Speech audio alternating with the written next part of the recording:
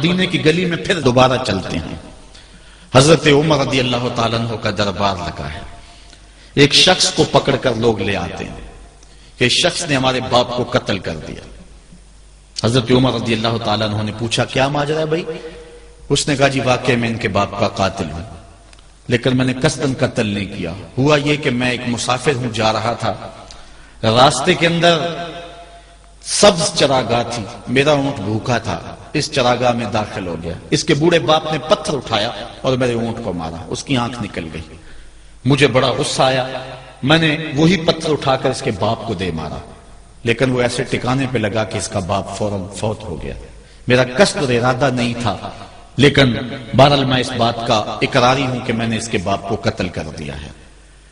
آپ جو حکم سنائیں میں اس کو قبول کروں گا، لیکن میں ایک مہلت مانگتا ہوں کہ میرے دوست، میرے بھائی کی کوئی رقم میرے ذمے ہے، میرے پاس اس نے امانت رکھی ہوئی ہے اور وہ مجھے پتا ہے کہ میں نے کہاں چھپا کے رکھی ہوئی۔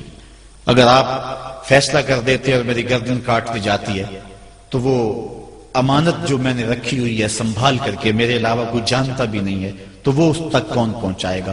اگر آپ مجھے 3 دن کی مہلت دے دیں تو میں جا کر کے اس کی امانت اس کو واپس کر کے پھر واپس آؤں گا، پھر یہ پھندا پھانسی کا میں اپنے گلے میں ڈلوانے کے لیے تیار ہوں گا۔ حضرت عمر رضی اللہ تعالیٰ عنہ نے فرمایا کہ کوئی شخص تیری ضمانت دے دے تو ہم تجھے چھٹی دینے کے لیے تیار ہیں۔ اس نے دائیں بائیں دیکھا، پورے مدینے میں اس کا کوئی شناسہ ہی نہیں تھا، واقف ہی نہیں تھا، ایک اجنبی شخص تھا۔ حضرت ابو ذر غفاری کھڑے ہو گئے، کہا حضرت عمر میں اس کی ضمانت دیتا ہوں۔ ضمانت دے دی گئی، وہ چلا گیا۔ تیسرے دن وعدے کا جو وقت تھا، لوگ جمع ہو گئے، دربار لگ گئے، ابھی تک آنے والا نہیں آیا۔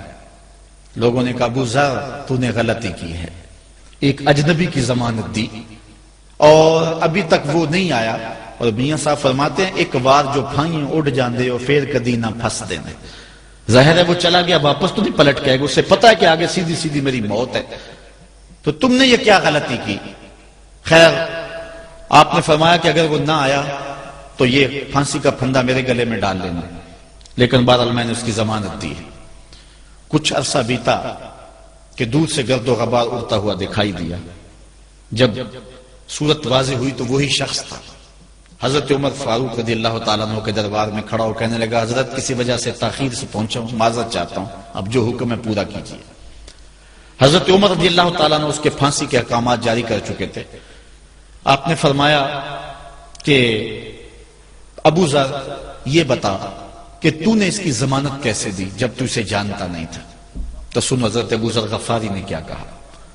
کہا ایک اجنبی میرے محمد کے مدینے میں پناہ مانگ رہا تھا اور اس نے چاروں سمت دیکھا اور کوئی شخص نہیں تھا جو اس کو امان دیتا اور اس کی ضمانت دیتا، تو میں نے اس لیے ضمانت دے دی کہ نہ بھی آیا تو اپنی جان چلی جائے گی، کل کو یہ تو نہیں کہے گا کہ محمد کے مدینے میں کسی نے ضمانت مانگی تھی، پورے شہر میں کوئی ضمانت دینے والا نہیں تھا۔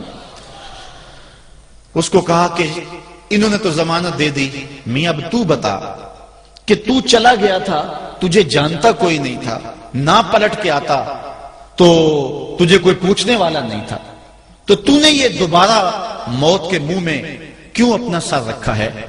تو اس نے کہا کہ میں نے کہا کہ ایک اجنبی کی ضمانت ایسے شخص نے دی ہے جو مجھے جانتا بھی نہیں ہے، اور اگر میں نہ گیا تو لوگ قیامت تک اجنبیوں پر بھروسہ نہیں کریں گے کہ اجنبی یوں سلوک کیا کرتے ہیں۔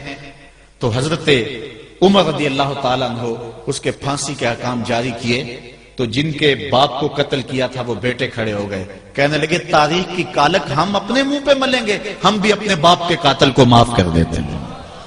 یہ ہماری تاریخ ہے، یہ ہماری کہانی ہے، لیکن آج ہم کس جگہ پہ کھڑے ہیں اور کیا ہماری صورتحال ہے؟